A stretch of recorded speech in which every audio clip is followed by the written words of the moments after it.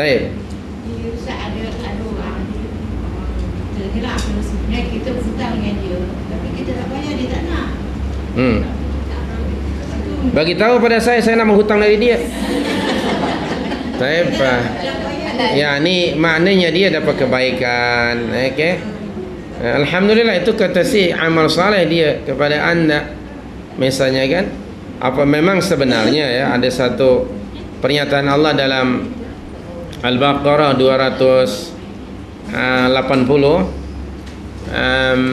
sekiranya orang yang punya hutang kepada kamu itu dia sudah berusaha dengan segala caranya untuk membayar kembali hutangnya kepada kamu, namun dia tidak berkemampuan, maka Allah berfirman apa?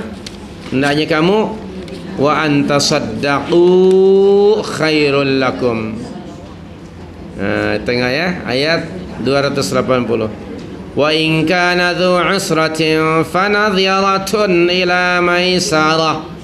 Dan jika orang yang berhutang itu dalam kesusahan, kesukaran untuk membayar kembali hutangnya, maka berilah tangguh sehingga ia berkelapangan. Bagi tangguh, dia pun tidak mampu lagi. Wa antasaddaqu khairul lakum in kuntum ta'lamun. Dan sebenarnya mensedekahkan sebagian atau seluruh hutang itu kepada orang tadi adalah lebih baik bagi kamu daripada dapat kembali harta kamu dari dia, jika kamu mengetahui betapa besarnya ganjaran pada sisi Allah jika kamu mensedekahkannya. Karena kamu telah melepaskan beban mental saudara kamu itu. Baik? Dan kamu menyambung silaturahim. Dan pada sisi Allah, Allah catat kebaikan kamu. Tiap-tiap satu kebaikan dikira satu hasanah. Setiap satu hasanah mendapatkan ganjaran 10 dan selanjutnya. Jadi kalau orang itu umpamanya tidak mau dia dibayar hutangnya, nahmadullah ta'ala, terima kasih, doakan kepada dia, barakallahu fi amwalika, misalnya barakallahu fi ahlika wa amwalika, semoga Allah memberkati anda dan keluarga anda dan harta anda. Terima kasih saudara. Sudah begitu, tak apa, dia kata itu adalah sebagai kebaikan dari dia. Itu adalah akhlak muslim yang baik. Nah, tapi yang punya hutang pun jangan sekedar happy, tapi dia juga berusaha untuk meniru akhlak si fulan itu. Dan tidak perlu berkata terima kasih Anda telah membebaskan saya, lain kali boleh hutang lagi tak? Nah, jangan begitu.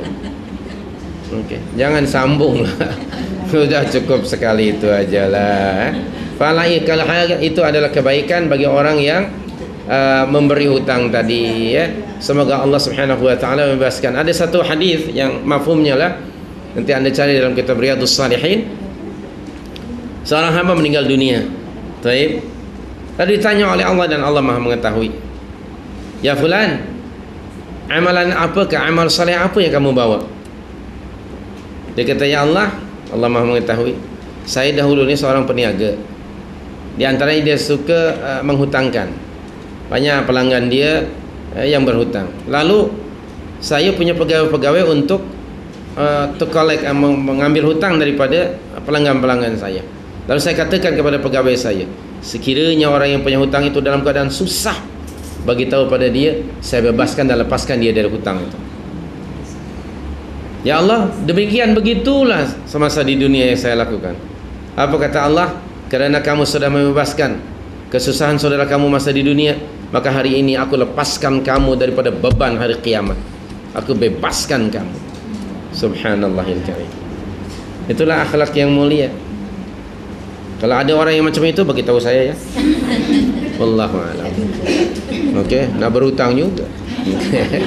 Subhanallahil karim. Tapi janganlah dibagi tahu pada member, semua orang datang nanti.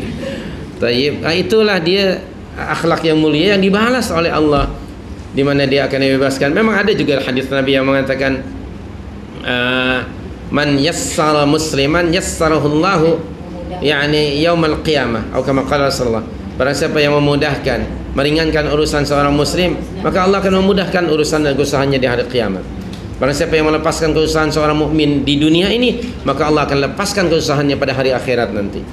Ada dalam kitab Riyadhus Shalihin, ada dalam kitab hadis Fatihah Nawawi. Subhanallahil karim. Itulah akhlak yang mulia bagi seorang mukmin. Dan orang mukmin yang mendengar hadis itu, dia akan melaksanakan. Bagi orang yang punya hutang, bukan dia senyum, tapi dia berusaha menurut kemampuannya untuk melepaskan dirinya daripada hutang. Jadi bukan mengambil kesempatan dalam kesempitan.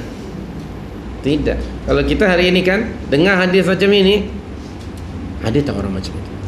Bagi tahu pada Ai. Atau Ai punya hutang pada dia, ni orang ni baik sekali. Dia selalu dia bebaskan Ai dari hutang Ai. Iya ke? Iya. Bagi tahu alamatnya di mana? Ai pun tahu. Itu orang kita selalu mengambil angle untuk kepentingan diri. Padahal sebenarnya itu akhlak yang mulia, baik yang punya hutang atau yang menghutangkan, dua-duanya kalau orang yang bertakwa, subhanallah, smooth segala-galanya. Baik. Sila punya hutang adalah piutang adalah salah satu kehidupan manusia. Dia tidak dapat dielakkan daripada itu. Namun biarlah berhutang menurut kemampuan kita dan mesti dibayar. Sebelum mati pun hendaknya bagi tahu, dan hendaknya sebelum apabila punya hutang bagi tahu pada ahli waris, supaya bila datang ajal tu ahli waris tahu pada siapa dia punya hutang. Transparan dengan keluarga. Kalau tidak nanti na'udzubillah ruh si mukmin tadi terhalang di dalam kuburnya, semesti dia mendapatkan kebaikan, pahala dari Allah, ganjaran dari amalannya, akhirnya dia tidak terhalang, tidak mendapatkan langsung secara langsung ganjaran yang Allah sediakan baginya, dan itu merupakan siksa. So kalau orang meninggal dunia, segera ketahuilah di mana hutangnya, berapa jumlahnya. Taib, dahulukan bayar itu. Kalau harta yang ditinggalkan itu dapat membayar hutangnya, nahmadallah, bebas. Salah satu poin. Cari ada wasiat tak?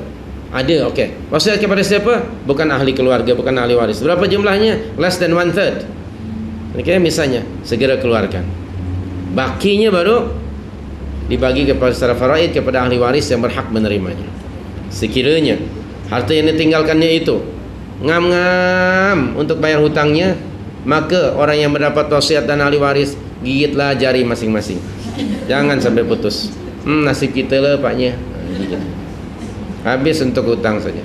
Bahkan yang ketiga, jika sekiranya hutang orang yang meninggal itu dan dibayar dengan harta yang ditinggalkannya tidak mencukupinya, maka nasib ya Allah bayar hutang dia. Apa yang digigit? Kalau tadi jari, yang ketiga apa? Ibu jarinya barangkali. Allahu Akbar ya.